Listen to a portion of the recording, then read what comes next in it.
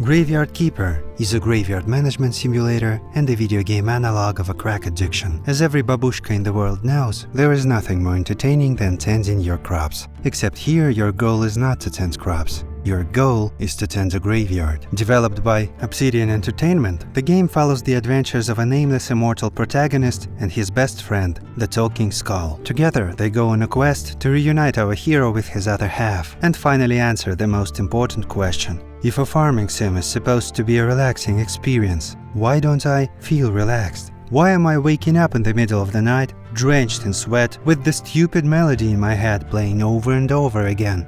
Is it because of the festival? Tomorrow is the weekly witch burning, and I am the only reliable supplier of meat to the local market. Except right now, my farm is a little short on supplies, which is a problem. By the way, there is no farm. Some would say that Graveyard Keeper is a farming sim with a twist. But for me, it is a fascinating story of lies, disappointment, and false promises. It's a game that pretended to be something it's not, a game that really should be something else. A finest example of how you can put all your passion and love into what you do, completely burn out, then kill your dream, bury its corpse, and move on. Then dig it back up to squeeze out more money, desperately trying to find some enjoyment in the process.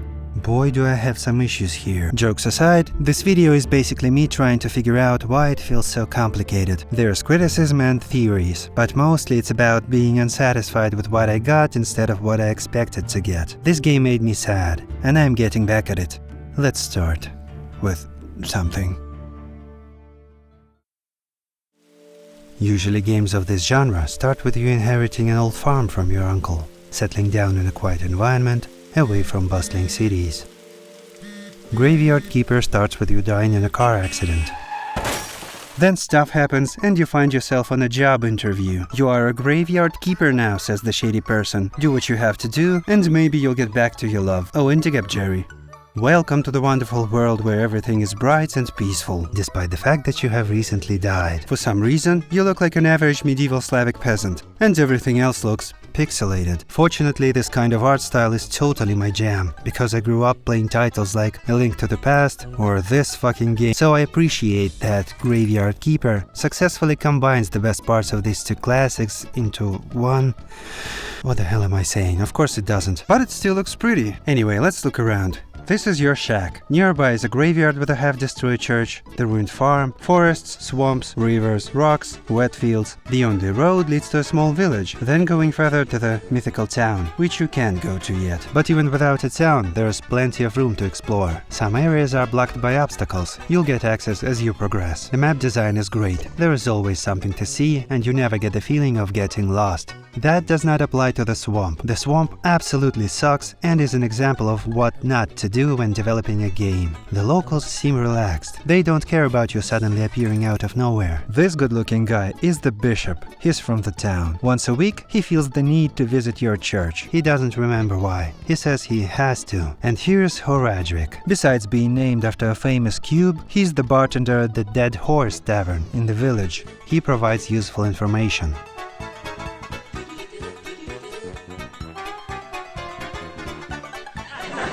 He's also obliged to buy burial certificates from you, if you have any. Ancient contract, he says. Not creepy at all. But it's all stuff for later. For now, you dig up Jerry, your new best friend. He knows the answer to every question, but he's not always willing to share it. Time to find out what can change the nature of a man. Jerry thinks it's booze. He's smart. So here's what you need to do, he says. Your package is being delivered. Grab it while it's still fresh. It may be a little dead, but don't worry, there's nothing to be afraid of. You're going to be just fine. So, cut the flesh off of it, so you could go sell it at the local tavern. You get the money, you buy a beer. Easy. So you do that. And you suddenly learn some burger recipes. Let's do a little recap. First you died, then you mangled the dead body, and then you got a mandatory quest of feeding the local villagers with human meat.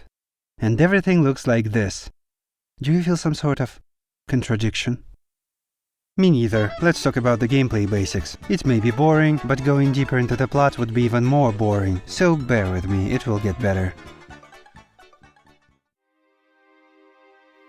Okay, so here's how it works. Once in a while you get a fresh corpse from the town. The corpses are your responsibility and the source of income. For every body you take care of, you get a burial certificate which can be sold. But the corpses are also the resource packs. You can extract fat and craft some candles, or take off skin and make, I don't know, a sofa or something. Corpses are quite valuable. When they are fresh, they tend to rot fast, and you can't do shit with a rotten body. Bad corpse decreases the quality of your graveyard when buried. You don't need that. The better your graveyard and your church gets, the more followers will come to the sermons that you can hold once a week. More followers equals more money and more faith. The faith is a resource, just like wood, stones, ore, organs, and many other things you'll get hang about later. When you perform actions, you spend energy, which you restore either by eating food or sleeping, with the bed serving as a means of saving your progress. You could sustain on muffins for a while, but the sleep kicks in eventually, except when you are on speed. Maybe we'll get to that later. Also, while doing stuff, you get these orbs. Red orbs are obtained by doing physical activities, like chopping trees. Green ones come from working with plants, and the blue ones are cursed. The orbs are needed to learn new technologies, which lets you do more stuff. For example, grow crops, or make pottery, or cut marble, or make decorations out of spare organs. There's a lot of things to do in this game. Basically, the gameplay loop goes like this. Everything is a resource, you gather things to make things to progress, learning to make new things along the way. If you don't feel like making something, you can usually buy it. Naturally, you'll need money. There's a shit ton of ways to make money, but keep in mind that some key NPCs are available only on a specific day, which means there's gonna be a moment when you either have to stop everything you're doing and sprint to the other side of the map to buy that damned book, or wait for a really long time. Want to harvest some slime jelly in the morning? You have around 2 minutes before the slimes disappear. Timers are harsh. If it all looks overwhelming, don't feel too bad. I haven't even started. There are also NPCs with their quests. You do them, and you unlock more tech, more recipes, and more things to do. Key characters are color-coded according to the days of the week on which they appear. You will never confuse the obsessed witch-burning inquisitor with a charming gluttonous merchant, or a shady one-eyed guy named Snake, who is able to get you something not entirely legal. Wait a second. One-eyed Snake? The dialogues are fun to read, despite mostly ending in fetch quests or craft and fetch quests. Occasionally there's a choice of options, some of which don't affect the game in the slightest, but you get to kill the Witcher and do the quest about enlarging your vegetable, if yours are not big enough. Also, there's a battle system. There are monsters you can fight, weapons and armor to buy, but you can't die. I mean, you actually can, but if you die, you just wake up in your bed. Your immortality is one of the mysteries to solve, and it is cleverly used in the main story. You know, the one where you died in the beginning. And that's it with the basics. From now, it's gonna be about the good stuff and what pisses me off. Also full-on spoilers, if you care. Maybe you should. I'm not gonna hold back. Let's get it done.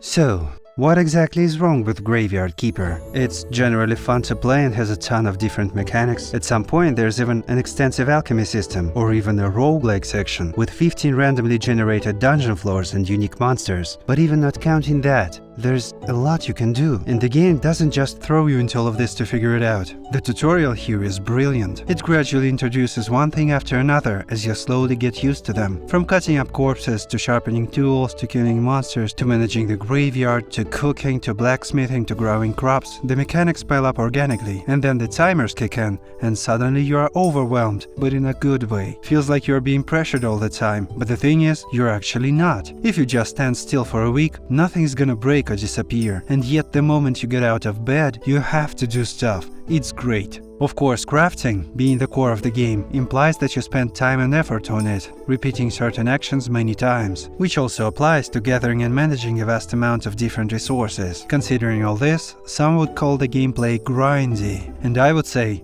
of course it's grindy. I mean, duh. Fortunately, I was raised by 2 Korean MMOs, so keyboard is in my name and grinding is my game. And I know the thin line between grindy and tedious. Graveyard Keeper has its share of both, but does its best to make grinding enjoyable and satisfying. And while we are unsatisfying, look at it. What a beauty. I know I talked about it already, but it sounds great too. Awesome. The experience system may not be very balanced. It takes some time to get your priorities straight. Case in point, blue orbs. But even then you have a failsafe in the form of orb bugs, and critical resources like faith can be obtained in several ways, which you have influence over, so it's manageable. And there is no romance. No chicks for you. Could be hilarious considering the theme, but you are married. The writing's good, the characters are good, the game is long, has plenty of content, it's engaging and can be fun. So, what's my problem with Graveyard Keeper? Well, I don't like being lied to. My history with the game dates back to the alpha version. The map was more limited, but still big, especially for what's essentially a demo. But the feeling of scale, of things to come, was there. There was a whole village, but no town. And the characters couldn't shut up about the town. It was gonna be great. And then the game got released.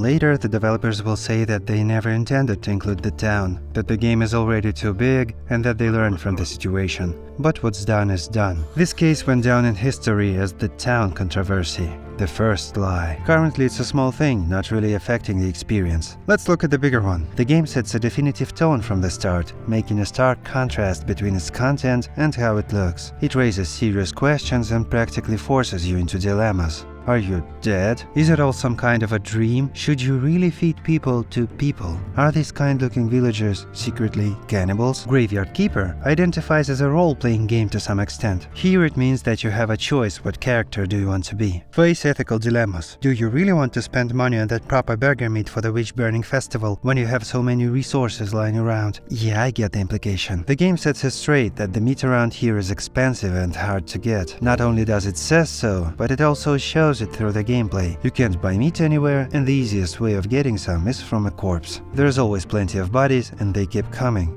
Now, I would go on a limb and say that feeding people with flesh is not a good thing to do. I mean, I get it when it's played for laughs, like, haha, you fed the unsuspecting locals human meat, but if you are consistently doing it, there's a high chance of you being, you know, a little evil. And I like to have this kind of choice in my game. This is role-playing at its finest. Let's look at the alternative way of getting meat. The good way.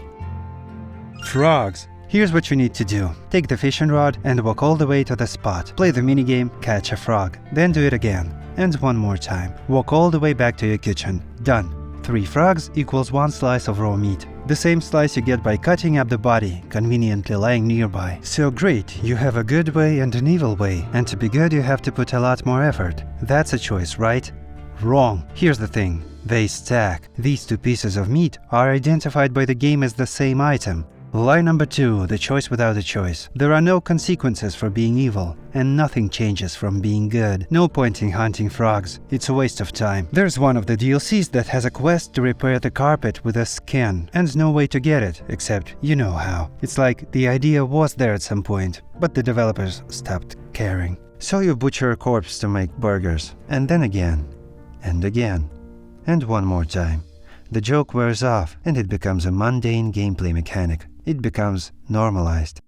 I don't really like the message here. But there is so much potential. The game literally starts with you being hit by a car. What if you are in a coma and all of this is happening in your head? What if you had to get out of this world to wake up, and the choice of how to do it would affect your perception of the world, or the world itself, or the ending? Maybe it would be a different game then. The awesome, psychological game with a consistent theme and mood. I would play the shit out of it, and the ending would make me happy. Instead I got this.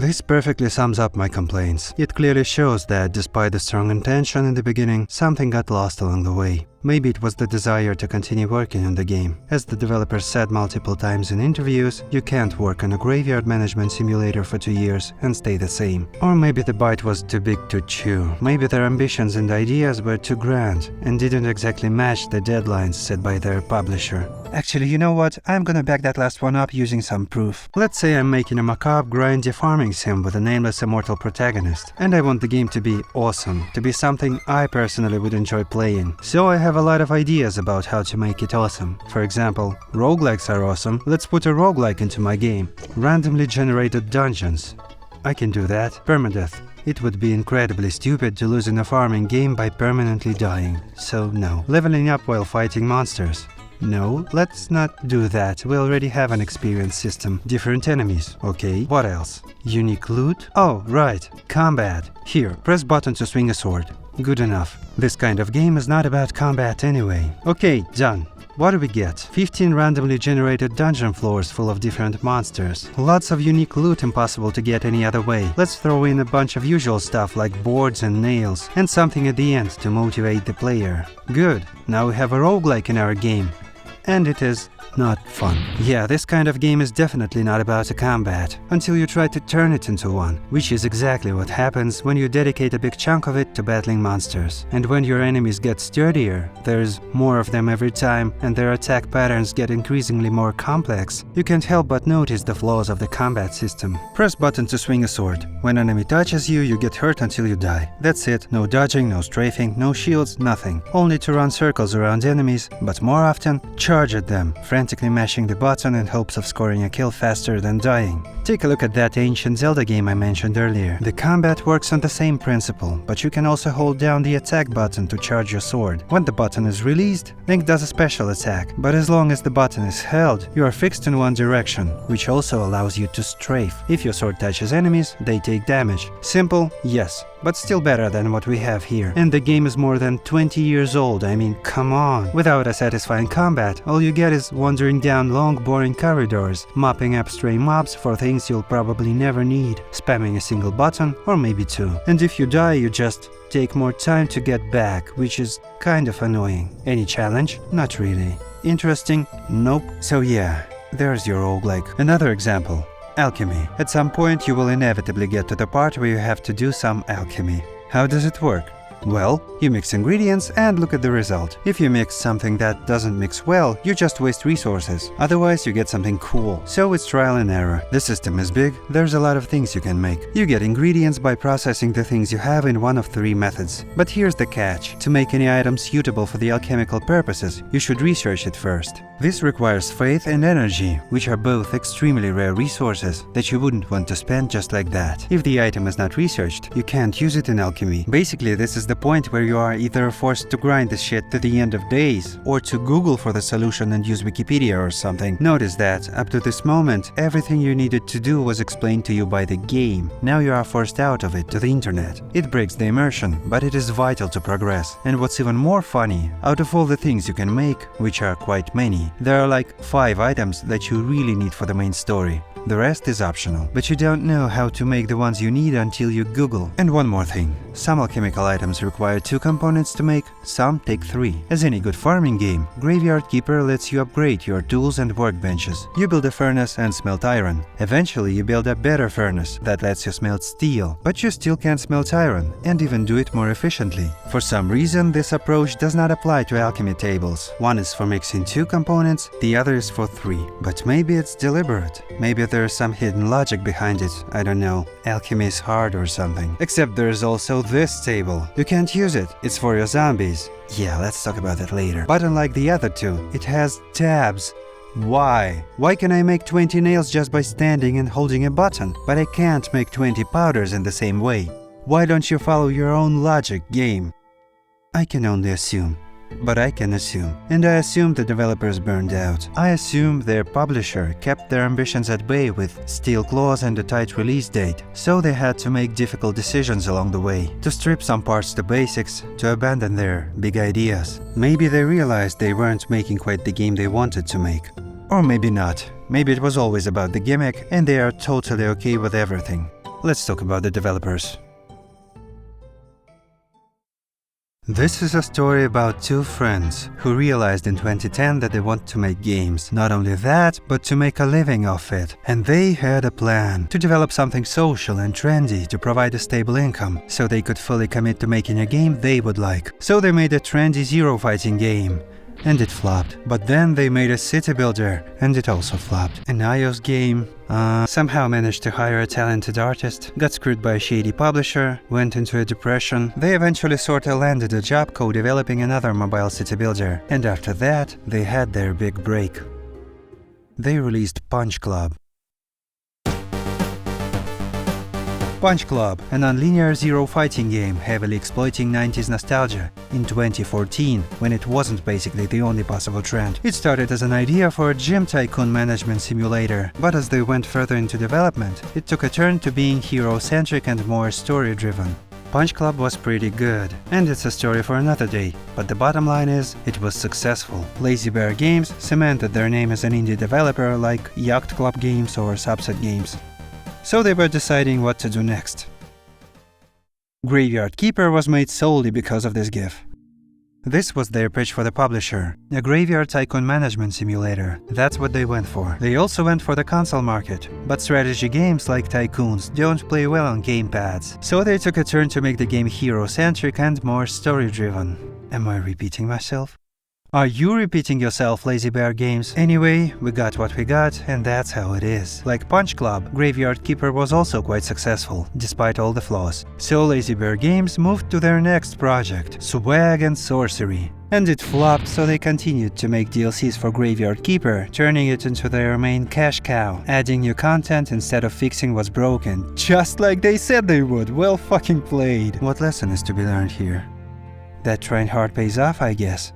Where was I going with this? I forgot. Let's talk about the DLCs.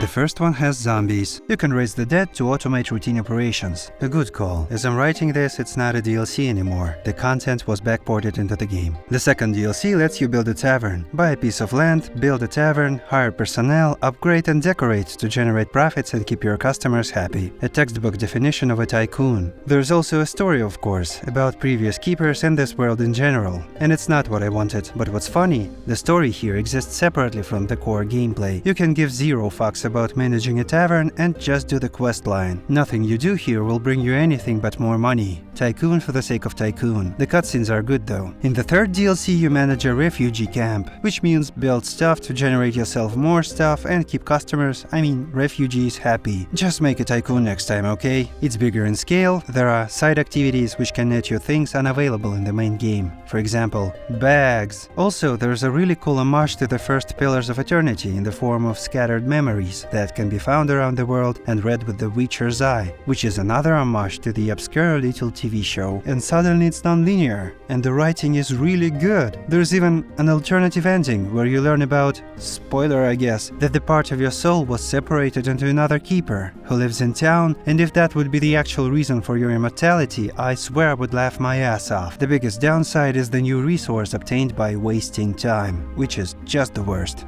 Gatekeeper. The last currently available DLC is about what it's like when your best friend gets drunk and crashes a party, and you have to clean up the mess. It's fine. In the end, the DLCs provoke the same controversial feelings as the rest of the game. There is some genuinely good content in them, but most of it doesn't seem to organically fit with the rest, more like slapped on top of it. Somehow the game feels bloated with the DLCs. I don't know if that's a good thing.